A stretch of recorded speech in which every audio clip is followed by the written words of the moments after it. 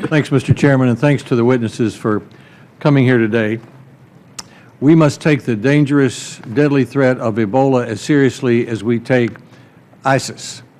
Let me say that again. We must take the dangerous, deadly threat of the Ebola epidemic as seriously as we take ISIS. I think I have a reputation as a senator who's not given to overstatement. I don't believe that's an overstatement. The spread of this disease deserves a more urgent response from our country and other countries around the world than it's now getting.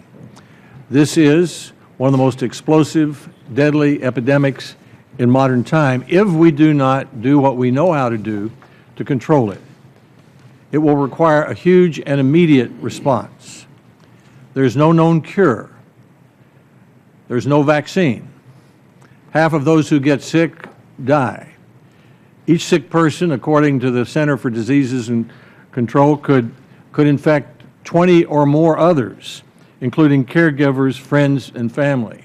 Samantha Powers, the UN ambassador, said to me earlier this week in a briefing, she's trying to get other countries to view this with the same urgency that we do.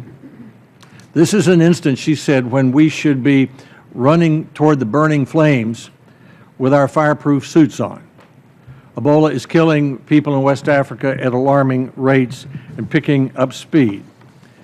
It's hard to say exactly what the number of cases is. There is an official number, a little less than 5,000 of Ebola cases in Guinea, Liberia, Sierra Leone. But the worry is that 1/2 of those cases were reported in the last 3 weeks. You don't have to know very much about mathematics to know that if, whatever the number, if it doubles every 3 weeks, that very soon we have an out-of-control epidemic. And we can see easily what would happen if a single infected traveler reaches another country and begins to infect others in that country. I said earlier, and we'll learn more today about what we know how to do. We'll hear from a doctor who has contracted Ebola and who has recovered from it and who is here to talk about it. It's not like the flu. It can only be spread by bodily fluids, often contracted by caring for someone who's sick or through burial practices.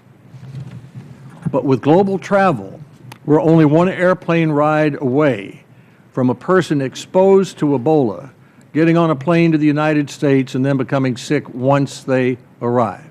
And then the mathematics of that infection could begin to develop in this country. There's human tragedy in Africa, but it affects the rest of the world, and it affects the United States. Our state is known as the volunteer state, and Dr. Brantley, who will testify here, is an Ebola patient.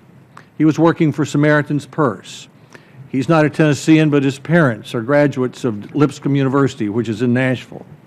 He, like many Americans, go on mission trips around the world to help people who need help. I will support the administration's request for the $30 million Senator Harkin talked about, for the $58 million for the biomedical advanced research and development. That's for vaccines and cures and treatments. That should pass this week.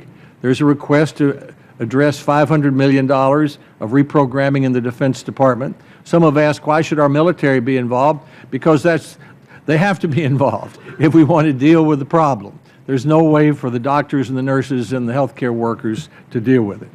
So I'm pleased that on both sides of the aisle we have leaders who are beginning to recognize the severity of this epidemic.